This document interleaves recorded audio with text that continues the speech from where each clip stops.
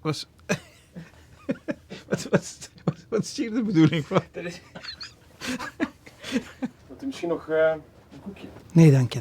Nee? Nee. Echt niet? Dank je wel. Heel lief van je.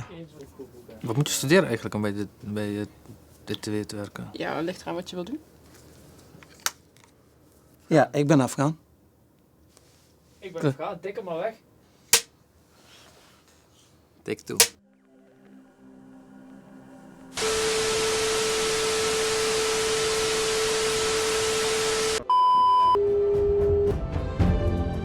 Afghanistan. Het betekent letterlijk land van de Afghanen. Maar de afgelopen 40 jaar is daardoor burgeroorlogen, staatsgrepen en de strijd tussen Oost en West geen sprake meer van. Against Al-Qaeda terrorist training camps. To send an additional 30,000 U.S. troops to Afghanistan. In een moordend tempo verscheurde het land dat ooit een paradijs was voor hippies en backpackers, compleet.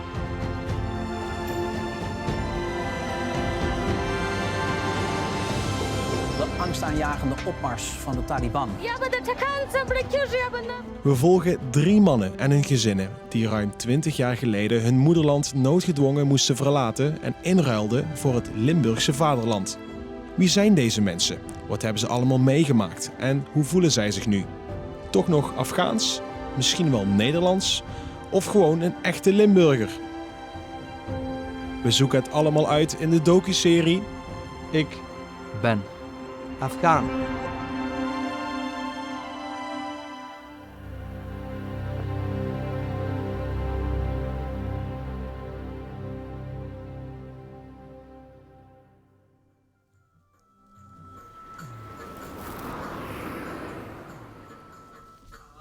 Bazan da dil tekiz Mariano se zala da bazan da dil tekiz Mariano se ya chanlari da pargano watan da nangyalo watan da nangyalo watan.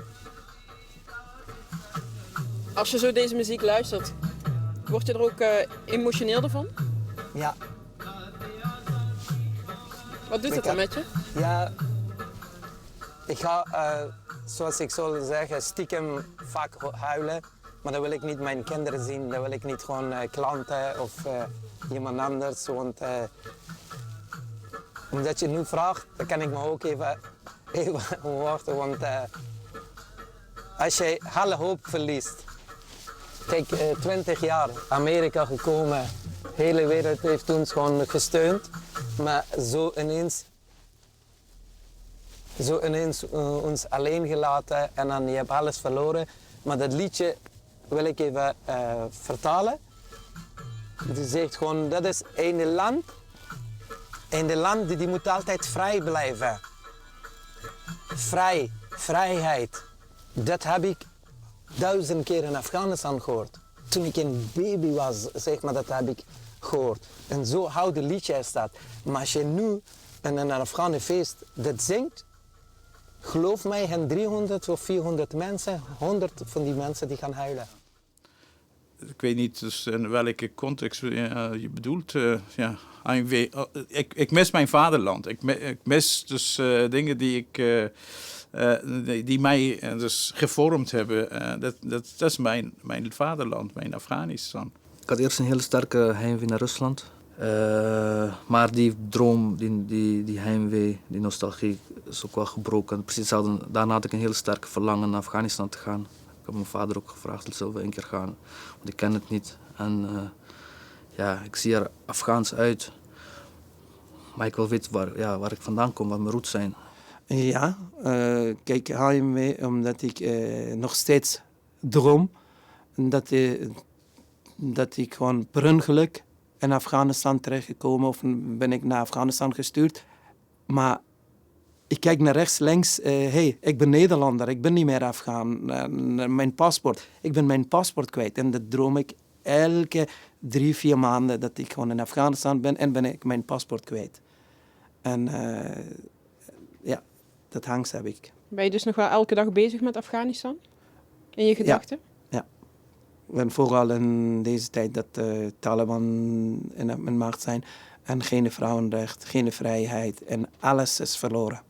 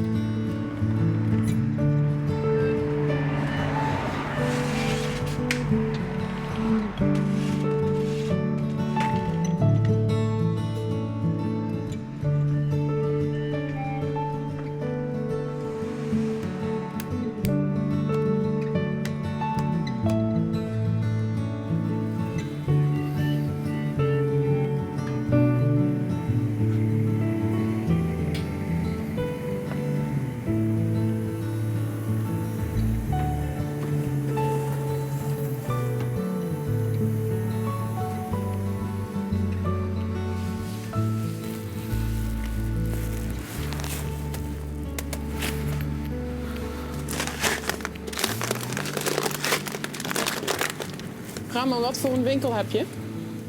Met buitenlandse producten, internationale, van alle nationaliteiten, van alle afkomsten. Ik heb Afghaanse delicatessen, Afrikaanse, Iranese. Hier als u kijkt, al die landen die daar, alle vlaggen van alle landen, van die producten heb ik allemaal. Ja, die sausage is ook besteld voor een feestje, voor barbecue. Met wie run je dit bedrijf? Samen met mijn ouders. Ja, ik heb het met mijn vader opgestart. Dus ja, ik sta voornamelijk in de winkel. Oké. Wait a bit. You need the bill? That's good. Let's see. You can take a plastic.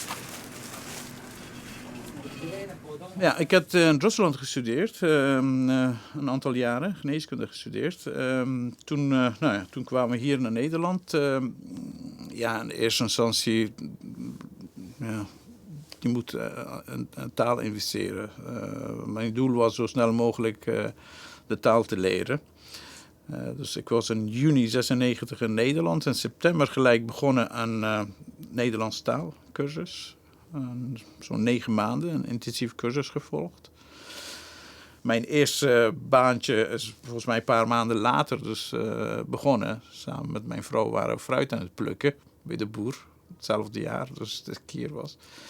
En daarna in de horeca gewerkt een aantal jaren.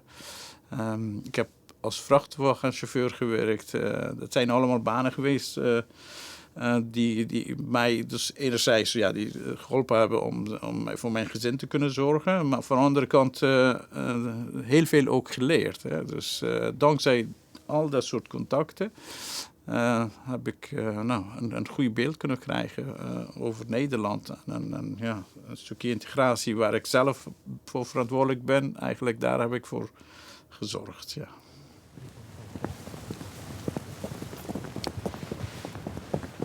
Uiteindelijk bent u zelfstandig ondernemer geworden.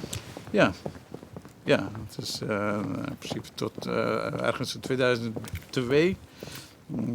Toen dacht ik, ik ken de taal voldoende om mijn studie weer op te pakken. En ik heb mijn studiedocumenten laten komen. En toen bleek dat het niet geldig was. Dus ik mocht wel aan die studie beginnen, maar dan vanaf het eerste jaar. Dus alles wat ik gedaan heb was niet geldig. Dus op dat moment moest ik een keuze maken met opgroeiende kinderen. Dus ga ik in mezelf investeren, misschien 10 jaar. Of ga ik voor een andere opleiding. Toen heb ik gekozen om de zorg in te gaan als verpleegkundige. En in die richting heb ik verkorte opleidingen gedaan en als zelfstandige dus te werk gegaan. Ja. Maar inmiddels een Obamacare opgericht, een eigen zorginstelling. Ja, mooi. Nou, mijn vrouw is wel zenuwachtig. Mevrouw Karel. Ja, wat vinden we wel leuk.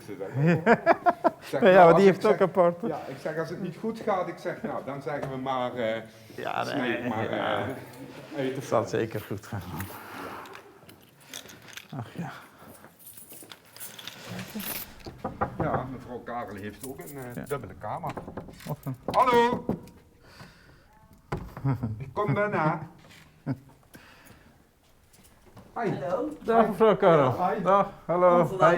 Ja, Noor Ja. komt ook eens even. Kom kijken hoe het met u gaat. Ja, Bent u tevreden? Ja? Ja, Het ziet gezellig uit, ja. Bijna uit op de studentenkamer. Ja, want het is zo kamer hier, de studentenkamer. Nee, er is niks gezien trouwens. Nou. Maar hoe gaat het natuurlijk? Bent u tevreden Ja, met de ik ben nieuwe zeker woonplaats? blij. Ja. Ja, dat idee kwam eigenlijk uit de praktijk. Sinds 2003 bezig in de thuiszorg. En je ziet natuurlijk heel veel. Je komt in allerlei situaties terecht, soms schrijnende situaties. Je maakt ook vergelijking met je eigen achtergrond. Hoe zou het zijn in mijn cultuur? Dus de vergelijking in Kabul, een miljoenenstad, en daar had je maar 1 verpleeghuis, omdat de ouderen op een andere manier opgevangen worden. En vooral dus met heel veel respect en volwaardigheid, dat staat centraal. En die culturen, de ouderen tot de laatste dag als volwaardig gezinslid gezien worden. Ik had mooie dingen uit mijn eigen cultuur en heel veel mooie dingen uit Nederlandse cultuur. Die twee verenigd. Even uitkijken jongens, hier over de stief heen stappen. In deze docu-serie gaan niet alleen wij het gesprek aan met deze Afghaanse mannen. Ze gaan namelijk ook met elkaar het een en ander bespreken. Dat doen ze aan de hand van een aantal stellingen. Oké, dit zijn de stellingen. Want ze hebben dan wel dezelfde achtergrond, maar dat wil nog niet zeggen dat ze dan ook dezelfde visie hebben. Ready? Yep. Ja. Ja. Nederlanders kunnen wat betreft onze gastvrijheid en de Afghaanse keuken nog veel leren. Ben ik wel mee eens, deze stelling, ja. Niet eens? Wel eens. Ja, kijk, wij hebben meer dan 160 gerechten. Wow. En ik heb dat extra onderzoeken gedaan. Dat is misschien nu Weer wordt eens steeds meer. Daarom ik adviseer iedereen, als je ergens een Afghaanse restaurant ziet, ga naar binnen. Ga proeven. Helaas door die 45 jaren oorlog of iets meer. Niemand kent zo goed Afghaanse restauranten. En dan zeker Nederlanders kunnen gewoon veel van onze keuken leren. En dan, we zijn sowieso ook gastvrij. En dan kunnen we veel van ons leren. Ja, Afghanistan was vroeger ook een land waar veel vluchtelingen naartoe konden gaan. Dus ja. Ja, we hadden veel vluchtelingen. Daarom is zoveel minderheden, dat is altijd een open plek. En qua respect denk ik ook wel dat ze van Afghanen kunnen leren. Ja, en de Afghaanse keuken is gewoon rijk aan smaak. Rijk aan smaak, heel veel smaak, heel veel kruid en zo. In principe hele Oosten is zo, Afghanistan ook. Dus wij hebben inderdaad heel Afghaanse gerechten. Ja, je zegt 160, ik heb ze nooit geteld, maar dat zal wel waar zijn. Ja, wat grappig is, 20 jaar geleden, of langer dan 20 jaar geleden, inmiddels toen ik Nederlands leerde op school, dat is een integratietraject, of hoe noem je dat? Zoiets. Inburgering, ja. Cursus. En daar in de boeken stonden dus om 5 uur moet je bij Nederlander niet aankloppen, want ze zijn aan het eten. Het is niet gewenst dat je tijdens eten hen stopt. Dat is een wezenlijk verschil met Afghaanse cultuur. Dus je kunt bij een Afghaan altijd naar binnen gaan en of je wordt getrakteerd, je wordt gevraagd of je gegeten hebt of niet, maar je bent ook zo vrij om zelf te zeggen ik heb honger. Dat kan, hè. Ja. Kijk, nu omdat je over dat punt gewoon praat, dan kom ik aan een andere verschil. In Nederland, zolang dat ze niet zeggen, hier, pak maar, mag je niet pakken. Maar in Afghanistan, alles wat op tafel ligt, is voor onze gasten. En dat hoef je niet. En dan zeg ik altijd, nu weet ik. Maar in het begin, ik dacht, alles is voor ons, weet je.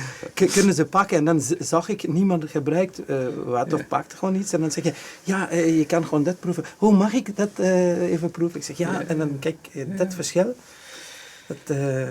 Je moet altijd vragen in Nederland, maar bij ons, alles wat je op tafel brengt, is voor je gasten. En dan hoeven ze niet te vragen. Ja, maar het is ook terughoudendheid, omdat je elkaars culturen niet kent, dan ben je ook een beetje terughoudend. Ja, hoe gaat het eigenlijk? Dus wat dat betreft nou, als wij bezoek hebben van Nederlanders, die hebben wel respect voor dat stukje traditie van ons. En die zijn continu aan het onderzoeken wat mag, wat niet mag. Dat is wel fijn om te constateren. Dat is een mooi voorbeeld. Dat is een mooi ding, ja. Dat is een mooi ding, ja.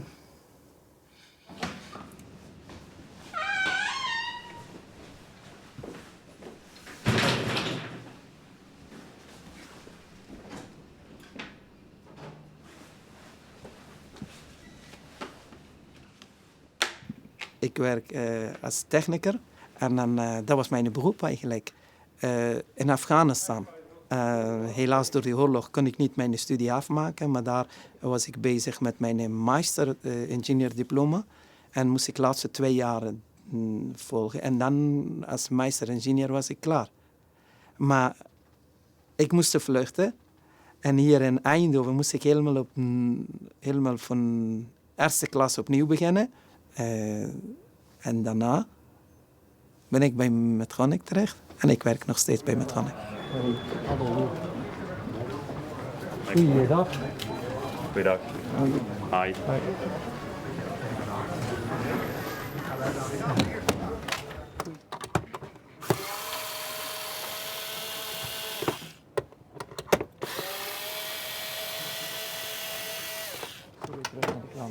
Hoe leuk vind je het werk om te doen? Heel leuk, want hiervoor was ik in Afghanistan gestudeerd. En verder heb ik mijn studie hier afgemaakt. En dan, sinds 2015 doe ik dat. En dat is heel interessant. En de reden is dat elke beweging die je doet, redt je leven van mensen. Dus dat is een apparaat die dadelijk naar het ziekenhuis gaat om mensen leven te redden. Dat kan gewoon mijn familie zijn, dat kan gewoon mijn vrienden zijn, dat kan gewoon ene zijn die dat nodig heeft. Dus dat geeft me altijd gewoon een goed gevoel en ben ik trots en doe ik graag. Alsjeblieft. Dankjewel John, dat was snel man. Snel hè. Goed bezig. Dankjewel hè. Toen je bij dit bedrijf kwam werken, hoe reageerden de mensen dat je een Afghaanse vluchteling bent? Ik weet niet of ik mag nu ook hierover praten. Toevallig, het was 2001, september. En voor 11 september had ik gesolliciteerd en dan had ik gesprek. En 11 september was gewoon die World Trade Center in New York was gewoon, dat weten jullie al. Gewoon, en dan, ik was eerst de enige moslim die wou bij Medtronic beginnen werken, Amerikaanse bedrijf. En elk Amerikaanse bedrijf was zo alert, hey, let maar op, moslim, in de gaten houden. En dan collega's allemaal waren bang, hey, wat gebeurt er nu?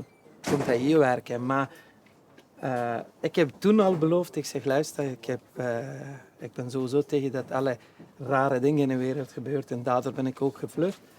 Ik wil graag hier werken, ik wil bewijzen dat ik anders ben. Ik ben niet wat die andere mensen denken. En sindsdien, ik werk bij Medtronic. Toen was het moeilijk, maar voor de rest had ik helemaal geen probleem. Maar ja, het was een rare situatie. Niemand kon elkaar gewoon vertrouwen toen. Enige probleem. Hoi, Sina. Hi. En, ik was net bezig met een mailtje van Bert. Ja. We hebben volgende week onze laatste hip-training. Ja. Keken mensen anders naar u omdat u uit Afghanistan komt? Ja, nou, mensen natuurlijk mijn uiterlijk niet zien, dus of ik uit Afghanistan kom of een ander land. Ik denk dat het gewoon wisselwerking is. Als ik terugkijk naar de eind jaren 90. Ik denk dat het gewoon doordat wij ook heel erg onzeker waren. En dan zijn mensen ook een beetje terughoudend naar je toe. Maar het is volgens mij is een samenspel. Als je bedoelt negatieve ervaringen, die heb ik niet eigenlijk. Nee. En de bedoeling is dat iedere keer 2 medewerkers aansluiten bij die hygiënecommissie. En dat gaan we roleren.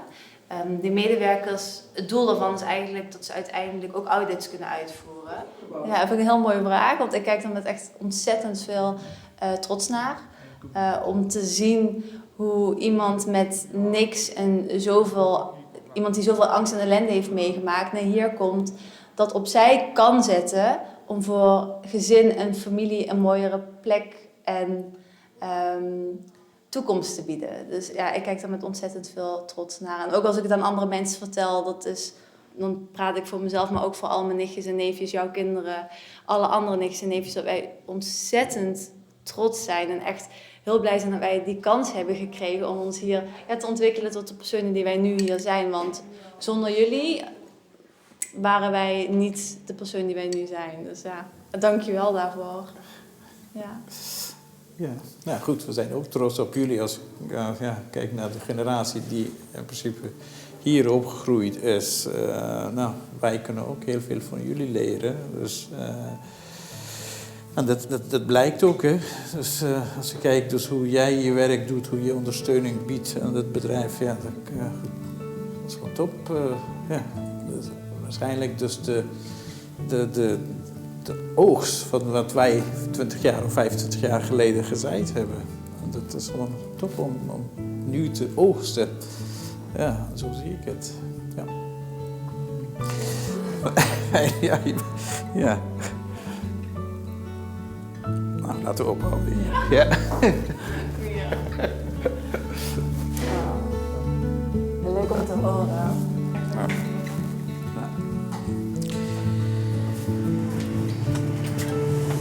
Assalamualaikum.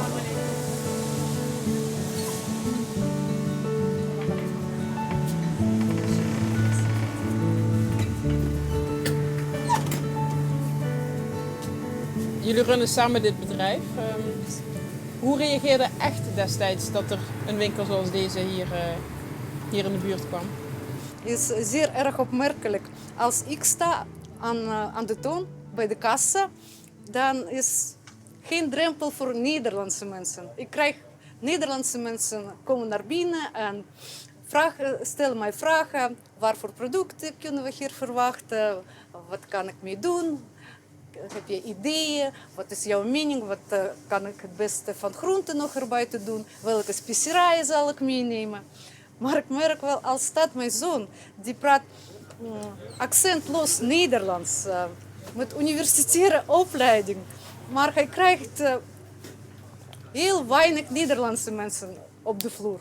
Heel veel buitenlandse mensen komen naar binnen. Omdat is alleen getint en donker haar, dat heeft een bepaalde drempel. Klinkt een klein beetje hard, maar dat is realiteit. En hoe voelt dat voor je? Voor mij als moeder voelt dat gevoelig. Ja, zeker. Zeker is gevoelig, omdat ik heb mijn zoon opgevoed. Nee, dat is ons land.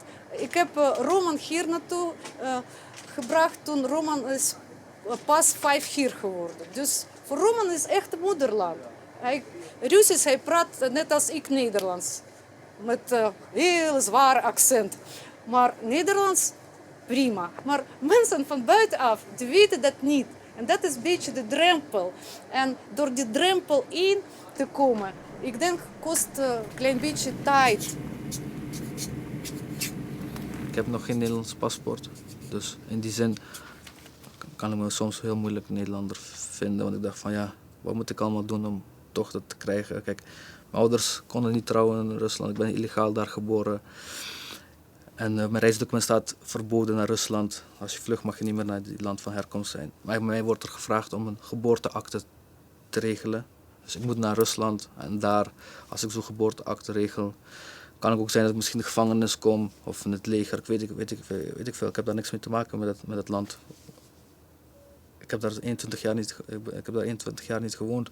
Maar ik moet, stel me wel zo'n hoge last wat ik moet vervullen om een Nederlandschap te krijgen.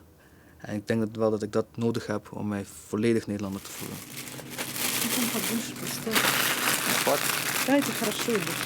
Ik ben trots op dat onze gezin neemt altijd voorbeeldfunctie. Waar wij hebben gewoond. In Amsterdam zijn we gewoond een tijdje, in Zwolle half jaar, in Schinveld zijn we gewoond. Daarna 6 jaar hier.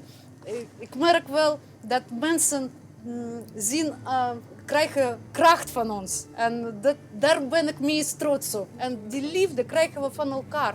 als je elkaar steunt en één richting kijkt en één richting loopt en met diverse culturen. Wij kijken niet zo één richting, wij kijken zo één richting. En daar ben ik meest trots op dat binnen 21 jaar wij zijn niet gezakt, maar alleen maar gegroeid naar ons land. En ik kan met trots nu vertellen, Nederland is onze moederland geworden. Niet alleen dat wij hebben hier verblijfsvergunning gekregen, maar wij kunnen ook iets te betekenen. Ook voor buitenlandse mensen, maar ook voor Nederlandse mensen. Een knuffel aan mama.